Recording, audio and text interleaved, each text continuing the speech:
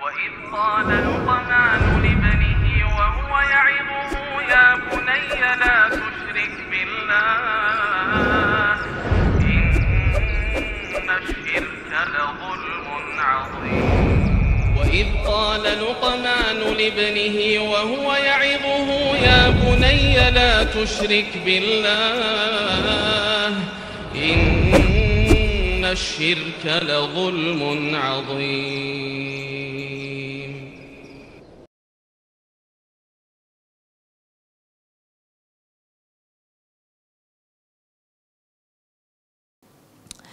Kemudian udhkur ba'dul adillatil waridati fil hathi ala kafalatil yatim wal ihsanu ilaihi. Sebutkan beberapa dalil yang di dalamnya menyuruh kita untuk mengasuh anak yatim dan bersikap baik terhadap anak yatim. Jawabnya, tadafaratin nusus asy-syar'iyyah minal kitabi wa sunnah alal hathi ala kafalatil yatim wa tadbiri su'unihi wa riayati masalihihi wa laysa adallu ala dhalika mimma jaa fil kitabil azizi haitsu tahaddatsa 'anil yatimi fi 23 mawdi'an tad'u kulluha ila riayatil yatimi wa tadbiri umurihi wa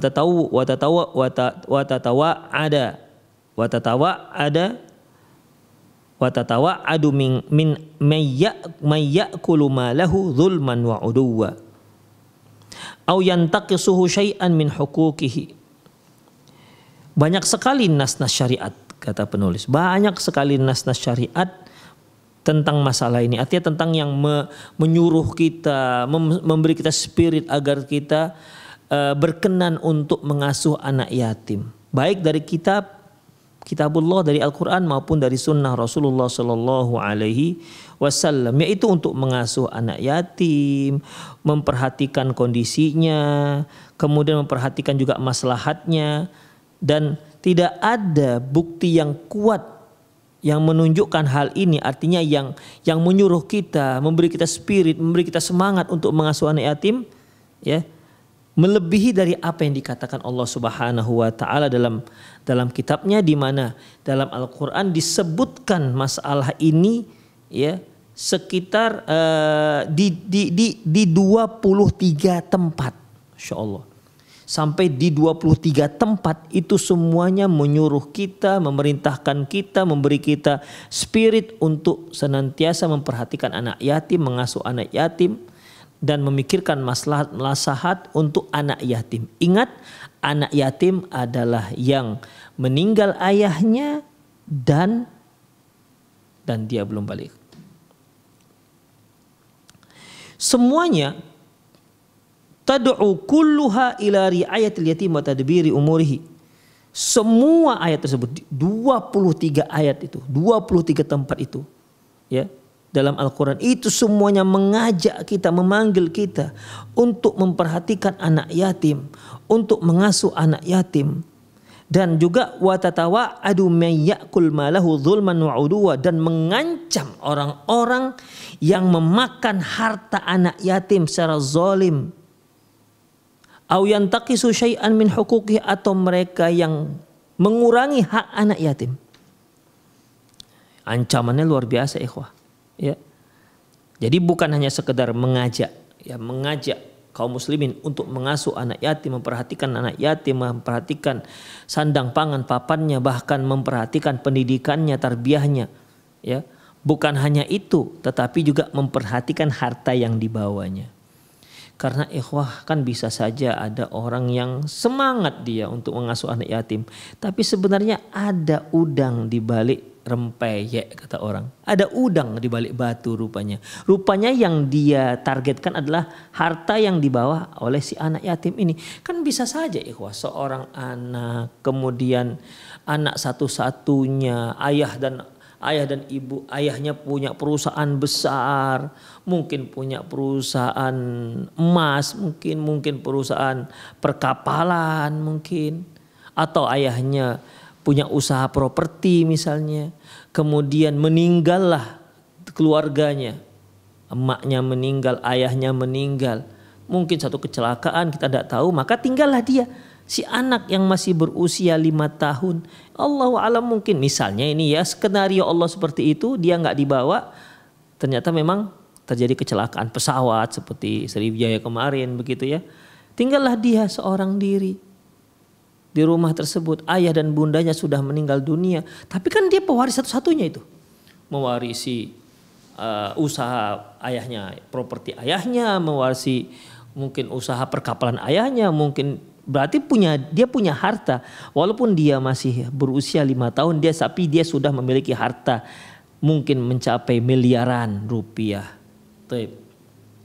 Kemudian tentu orang-orang akan banyak kepingin mengasuh ini anak. Bukan dikarenakan sayang terhadap ini anak, tapi dikarenakan dia punya harta yang cukup banyak. Begitu ikhwah. Mungkin keluarga-keluarganya berebut untuk mengasuh anak ini. Bukan dikarenakan kasihan gak ada orang tua, tapi dikarenakan ada harta yang mereka incar. Kan bisa saja. Mungkin pamannya si anak, atau mungkin keluarga dekatnya si anak, atau mungkin orang lain. Demikian. Makanya Allah Subhanahu wa taala menyuruh kita, memberi kita spirit untuk mau mengasuh anak yatim, namun Allah juga mengancam kalian mengasuh anak yatim. Kalau seandainya dia punya harta, hati-hati kalian nggak boleh makannya. Demikian. Dan kalian nggak boleh mengurangi hak anak yatim tersebut. Begitu ikhwah, rahimani Allah wa iyyakum. Berarti kan ini menunjukkan anak yatim itu tidak harus miskin. Nah, itu dia. Seperti yang kita katakan tadi, dia ayah bundanya meninggal, sementara dia anak satu-satunya, dia pewaris tunggal. Ya. Dari seluruh harta ayahnya yang kalau dihabiskan bisa mencukupi untuk 7 generasi misalnya, saking banyaknya. Berarti kan si anak ini banyak membawa harta kekayaan. Demikian ikhwah rahimanallahu wa iyyakum. Dia yatim, dia anak yatim karena meninggal ayahnya dan dia belum balik, tapi dia bukan anak yang miskin. Ya, dia bukan anak yang miskin. Bahkan dia seorang anak yang kaya raya.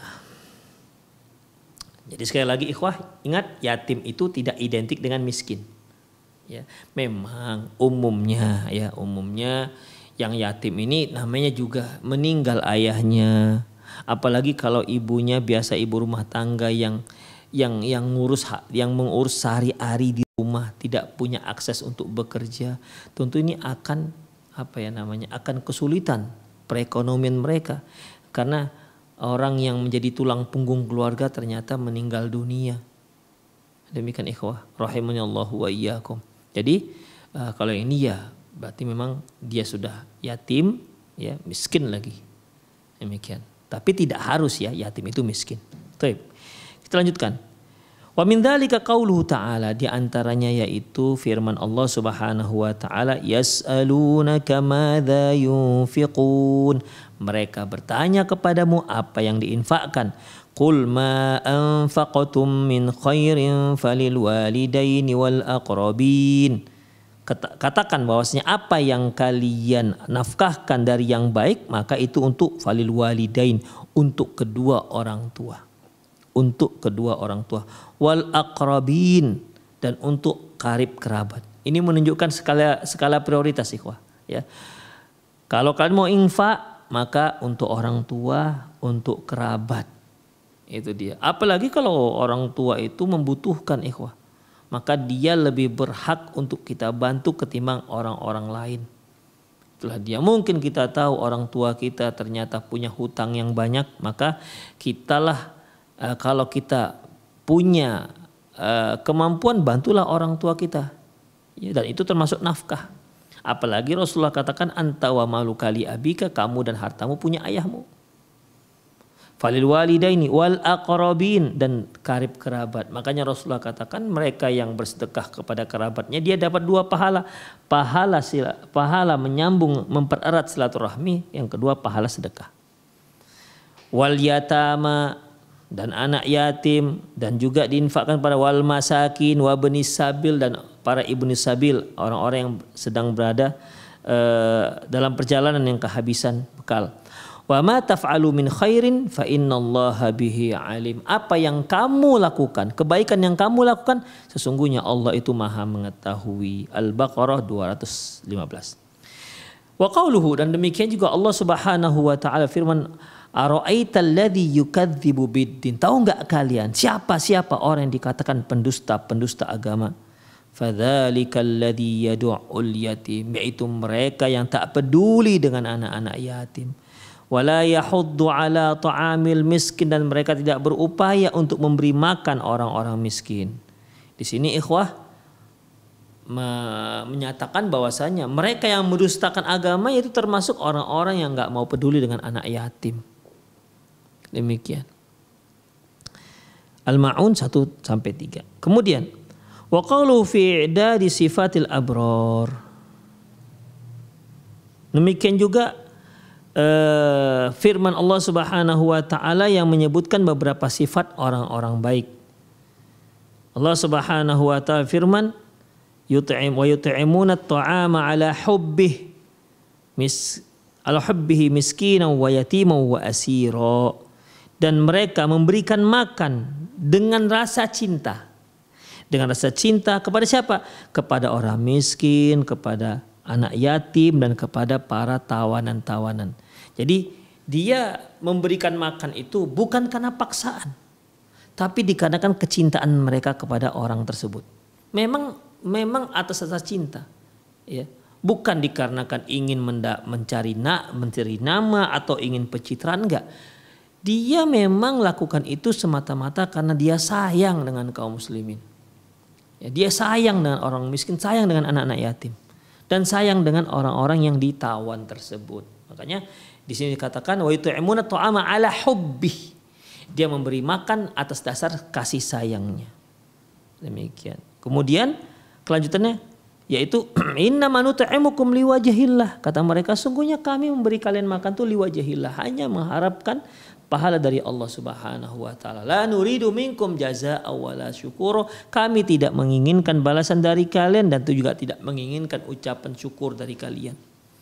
Tidak menginginkan ucapan terima kasih juga dari kalian.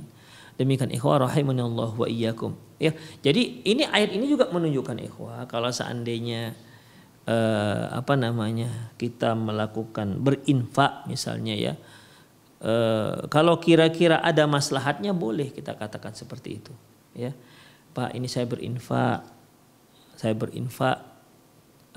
saya tidak berharap harus Bapak bersyukur kepada saya, enggak harus ya. Juga Bapak enggak perlu membalas-balas. Misalnya kita ketemu dengan seorang miskin ya, rumahnya sudah mau rubuh, reot, Insya Allah sangat berbahaya. Akhirnya kita datang, kita perbaiki rumahnya sampai bagus ya. Kemudian kalau memang ada besar maslahatnya, boleh kita katakan, saya ini berbuat karena Allah. Saya tidak menginginkan balasan dan tidak menginginkan ucapan syukur. Boleh wah. Ini innama nut'imukum liwajhillah. Kami itu memberi kalian makan karena wajah Allah Subhanahu wa taala. La nuridu minkum jazaa'a wala syukura. Kami tidak menginginkan balasan dan tidak menginginkan ucapan syukur. Demikian ikhwah rahimanallahu wa iyyakum. Tetapi kalau dia khawatir nanti saya ria pula, nanti sok-sok orang ikhlas begitu kan. Kadang-kadang ikhwah ketika kita sepertinya kok terus terang seolah kita tuh orang ikhlas. Saya ini ikhlas loh begitu. Saya ini ikhlas loh. Sepertinya kok ada sesuatu gitu. Apa iya saya ikhlas? Itu ikhwah. Ya.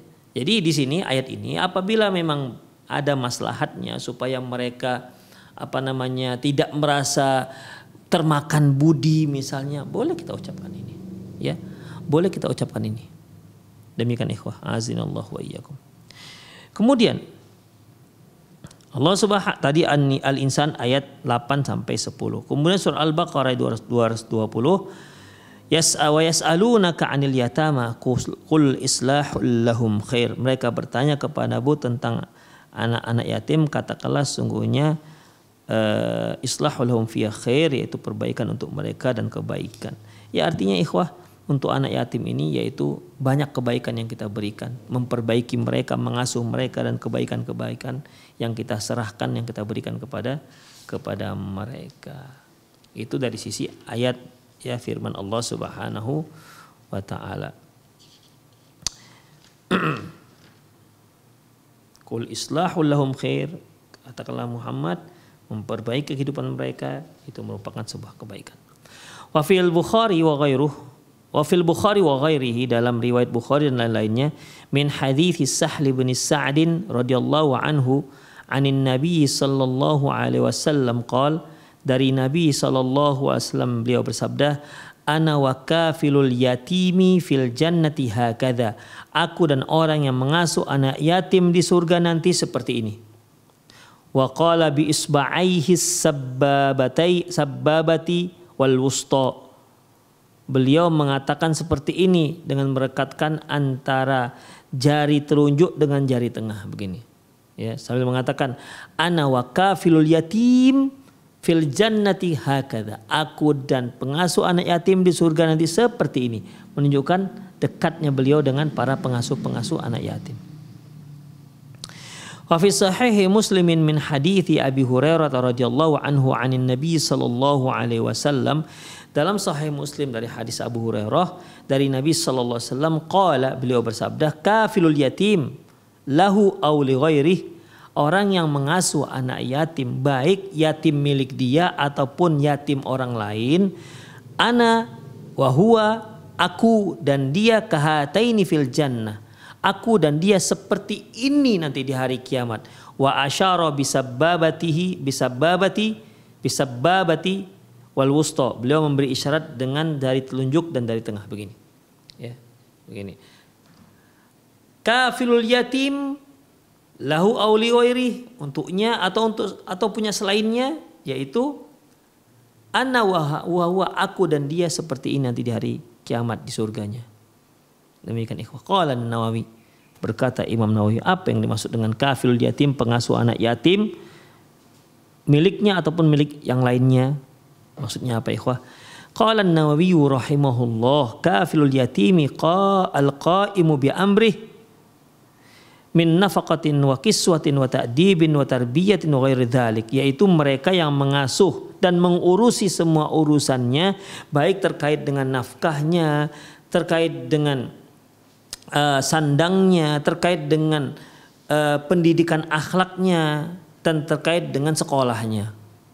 Itu ikhwah, itu yang dikatakan kafil yatim, orang yang mengasuh anak yatim. Jadi bukan sekedar kasih makan selesai. Dah, kamu makan siang, makan pagi, makan siang, makan malam, sudah selesai. Enggak ikhwah.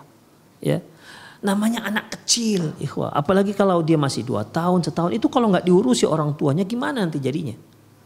Ya, dia akan kotor sekali, dia akan amis sekali ikhwah. Ya. Kalau enggak dimandikan dia akan mandi. Dia asik main aja, namanya anak kecil. Demikian ikhwah. Jadi yang dikatakan mengasuh anak yatim ini bukan hanya memenuhi kebutuhan pangannya saja, kebutuhan makannya saja, tapi semuanya, makannya diurus, pakaiannya diurus, adab akhlaknya juga diperbaiki, pendidikannya juga diperbaiki. Demikian. Jadi semua lini kehidupan si yatim ini dipikirkan. Persis sebagaimana kita berpikir untuk anak kita. Itu dia ikhwah, rahimanallahu wa iyyakum. Semua kita ingin agar anak kita bagus pakaiannya, kalau bisa dia sekolah di tempat yang paling favorit, kan begitu ikhwah. Harapannya agar dia menjadi anak yang pintar, kan begitu. Taib, wa hadhihi fadilatun, fa hadhil fadilatu tahassala liman kaffalahu min mali nafsihi. Keistimewaan ini, ya, artinya yang Rasulullah katakan, yang Rasulullah sallallahu alaihi wasallam katakan, ana wa kafil yatim kahatani fil jannah, aku dan pengasuh anak yatim seperti ini nanti hari kiamat. Ini ikhwah, keutamaan ini bisa didapati, ya, bisa didapati untuk orang yang memberinya asuhan dari hartanya sendiri.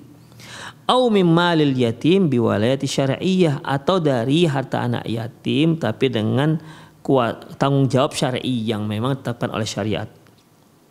Wa amma qauluhu, adapun sabda Rasulullah SAW, lahu aw li ghairi, yatim milik dia atau milik yang lain, maksudnya apa ikhwah? Falladzi lahu ayyakuna qariban lahu. Adapun anak yatim miliknya maksudnya adalah anak yatim itu kerabat dia. Seperti kajaddihi, jadi yang mengasuh dia, yang mengasuh anak yatim itu adalah kakeknya. Au wa ummih, atau yang mengasuh anak yatim itu ibunya. Jadi ikhwah, kalau ada sepasang suami istri punya anak 5 misalnya, punya anak 5, kemudian meninggal sang suami, maka ini walaupun ibunya masih ada, ini anak dikatakan anak yatim. Ya, ini anak dikatakan anak yatim. Jadi seorang ibu kalau dia fokuslah pada pengurusan anaknya, pengasuhan anaknya, pendidikan anaknya, dia dapatnya pahala bukan hanya sebagai ibu tapi juga sebagai pengasuh anak yatim. Demikian. Karena sebenarnya ikhwah, sebagaimana yang telah kita pelajari tentang pengasuhan dan nafkah, dan nafkah, itu sebenarnya ibu tidak berkewajiban untuk memberikan nafkah anak. Karena si anak yang memberi nafkah adalah ayahnya. Jadi walaupun si anak ini ikut bersama ibunya, tapi si ayah tetap wajib memberikan nafkah kepada si anak. Demikian ikhwah. Ya. Dan si ibu pun kalau dia ternyata memiliki anak yang masih kecil disusui oleh si ibu, maka si ibu pun boleh minta upah dari ayah si anak. Ya, selama status dia tidak lagi sebagai seorang istri ayah si anak tersebut.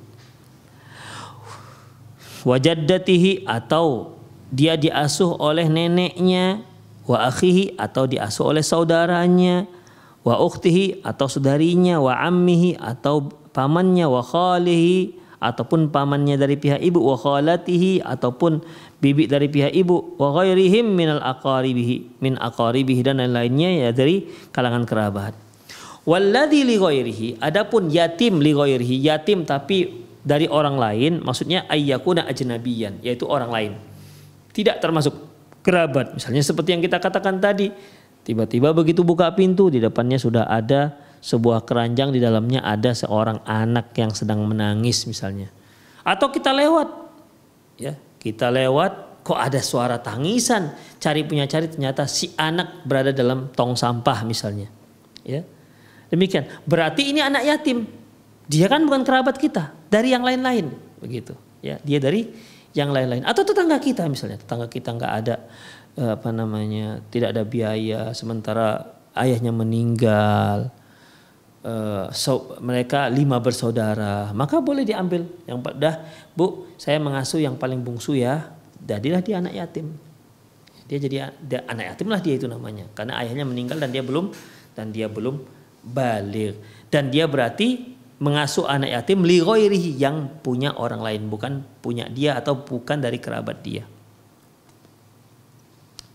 Wa qala Ibnu Battal rahimahullah, berkata Ibnu Battal rahimahullah, haqqun 'ala man sami'a hadzal hadits ay ya'mala bihi liyakuna rafiqun nabi fil jannati wala manzilata fil akhirati afdal min dzalik. Wajib bagi orang yang mendengar hadis ini agar dia mengamalkannya, agar dia bisa menjadi teman Rasulullah Sallallahu Alaihi Wasallam di surga kelak. Karena tidak ada tempat di akhirat yang lebih afdal melainkan tempat ini. Demikian ikhwah, ya.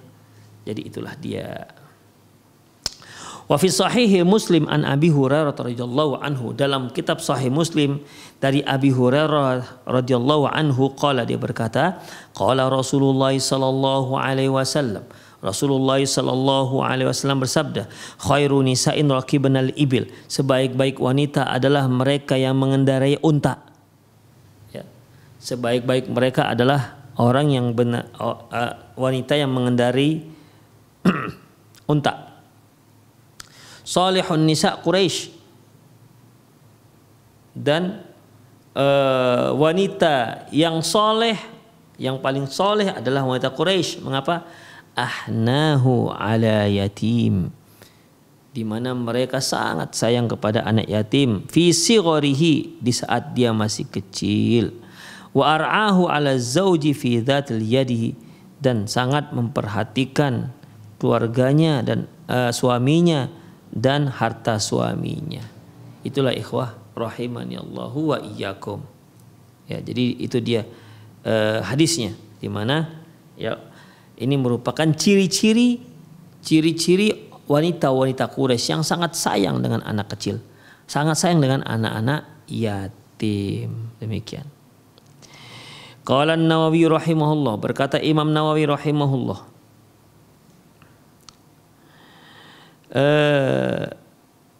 wa fi hadithi fadilatun nisa Quraisy.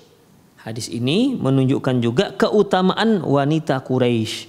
Karena beliau katakan salihun nisa Quraisyun.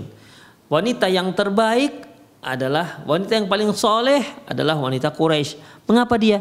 Ahnahu lil yatim, yaitu yang paling sayang terhadap anak yatim fi sigharihi, di saat dia masih kecil. Demikian. Ini keutamaan wanita Quraisy. Artinya ini sudah menjadi budaya mereka yang seperti ini, ya, menghormati anak yatim, menyayangi anak yatim, menyantuni anak yatim. Ini keistimewaan, salah satu daripada keistimewaan suku Quraisy. Itu dia.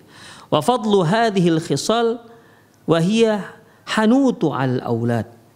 Intinya keutamaan karakter yang baik ini adalah sayangnya terhadap anak-anak. Wa syafaqatun alaihim, ya, dan mencintai mereka, wa husnu tarbiyatihim, dan bagus dalam mendidik mereka, wal qiyamu alaihim, dan mengurusi urusan mereka. Idza kanu yatama, apabila mereka itu orang-orang yang mereka itu adalah anak-anak yatim, wa nahwi dzalik, ataupun yang semisalnya. Demikian ikhwah rahimanallahu wa iyyakum. Jadi intinya bahwa banyak ayat-ayat yang